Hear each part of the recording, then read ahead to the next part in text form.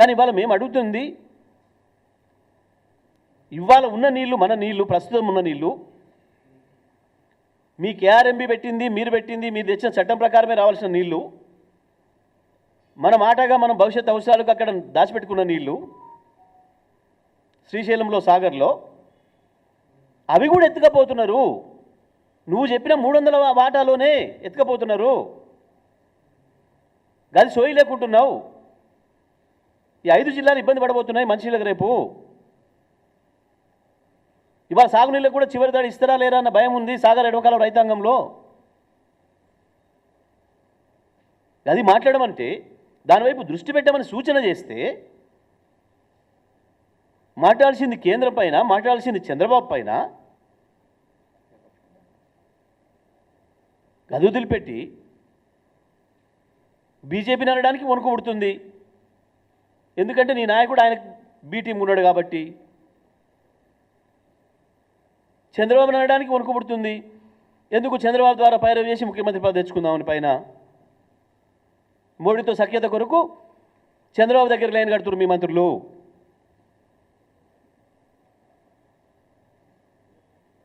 జగన్ పిలిచి అన్నం పెట్టిరు, బుద్ధుండాలి మాట్లాడడానికి. పక్క రాష్ట్ర ముఖ్యమంత్రి ఎవడన్నా వస్తే గౌరవం ఉండేవాడన్నా పిలిస్తే పెడతాడు. చంద్రబాబు ముఖ్యమంత్రి 3 రోజులు కాకముందే తీసుకొచ్చి రూమ్లో కూర్చోబెట్టుకొని సాటు మాట్లాడుకొని పోయినావు. నీ మంత్రి పోయి స్వయంగా ఆంధ్రప్రదేశ్ పోయి చంద్రబాబు మమ్మల్ని గెలిపించి వచ్చిండని చెప్పిండ్రు. సోయిన దానికి ఏమన్నా మాట్లాడేటప్పుడు ఉత్తమ్ మమ్మల్ని కల్పించింది చంద్రబాబే, తెలుగుదేశం అని చెప్పుకొని వచ్చిండు మీ మంత్రి పోయి. ఎందుకు మాట్లాడుతున్నారు సోయలేని మాటలు?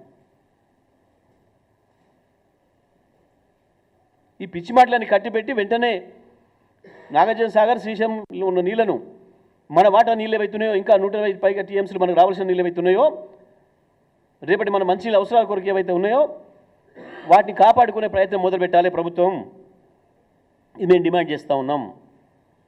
ఇక పనికిమాలిన మాటలు, అవినీతి మాటలు అవి మాట్లాడితే, అసలు మీరు అవినీతి గురించి మాట్లాడితే అవినీతి అనే పదమే సిగ్గుపడుతుంది. మీరు ఎవడు ప్రెస్ ముందుకు వచ్చినా అవినీతి అనే పదం సాటుపోయి కన్నా దాచుకుంటే బాగుండు నేను అనే స్థితికి వచ్చింది. మీరు మాట్లాడతారా? ఏం మాట్లాడతారు? ఊళ్ళలో మాట్లాడదామా? పోదామా? మాజీ సర్పంచులు, మాజీ ప్రజాప్రతినిధులు, చిన్న చిన్న కాంట్రాక్టర్లు, మనకేమైనా లైన్ ఉందా అక్కడ, మనకేమైనా రూటు దొరుకుతుందా, 10%తో వస్తుందట, 10% కమిషన్ గురించి మాట్లాడుతుంటారు. సిగ్గుండాలి ఏమన్నా మాట్లాడడానికి మీకు. ఇప్పుడు 20 చేసిరేట. చిన్న కాంట్రాక్టర్లు, చిన్న ప్రజాప్రతినిధులు ఉత్తరాలు రాసి ఆత్మహత్యలు చేసుకునే స్థితికి వచ్చిర్రు నీ పర్సెంటేజ్లతోని.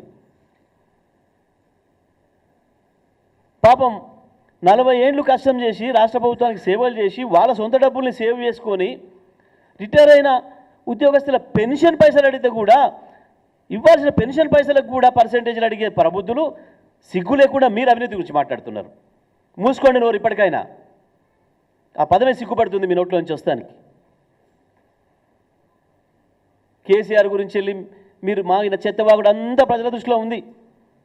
ఒక్కడు మాట్లాడలే కేసీఆర్ అవినీతి చేసిండని కానీ, కేసీఆర్ మంత్రివర్గంలో ఎవరైనా అవినీతి చేసిండని కానీ, లేదా ఇంకా ఇతర నాయకులు ఎవరైనా అవినీతి చేసిండు కానీ ఒక్క మనిషి మాట్లాడలేదు తెలంగాణలో. మేము ఇచ్చినాం, వీళ్ళకి ఇచ్చినామని చెప్పినోడు లేడు. కానీ ఇవాళ బహిరంగంగా మీ పార్టీ కార్యకర్తలు మాట్లాడుకుంటున్నారు. చిని అమ్మ మేము ఇంత కష్టపడి అధికారంలో తెస్తే నేను పోతే కూడా పర్సెంటేజ్ అడిగిండు అని చెప్పి తిట్టుకుంటున్నారు కాంగ్రెస్ సంబంధించిన ప్రజాప్రతినిధులు కూడా. తెలుసో తెలుగుకో బ్రహ్మలను మీకు సపోర్ట్ చేసిన కాంట్రాక్టర్లు ఏడుస్తున్నారు మీ అవినీతి గురించి. మీరు ఎవరెవరు ఎంతెంత ఏం సంపాదిస్తున్నారో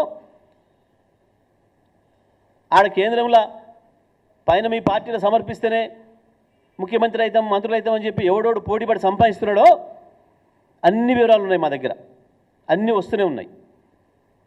ఇక మళ్ళీ గవర్నమెంట్లోకి వచ్చేది లేదు, అయిపోయింది మన పని, ఇక 20 ఏళ్ళు మనం కాంగ్రెస్లో మళ్ళీ రాము కాబట్టి దీపం ఉండని ఇల్లు సలహా పెట్టుకుందామని చెప్పి మీరు అవినీతి కొరకు ఎంత పోటీ పడుతున్నారో, డబ్బుల సంపాదన కొరకు ఎంత పోటీ పడుతున్నారో అన్ని రికార్డ్స్ ఉన్నాయి.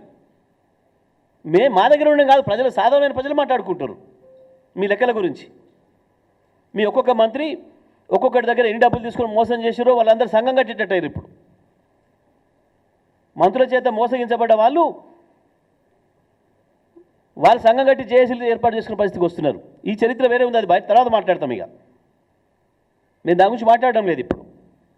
అది బంద్ చేయి, ఆ సొల్లు పురాణం బంద్ చేయి.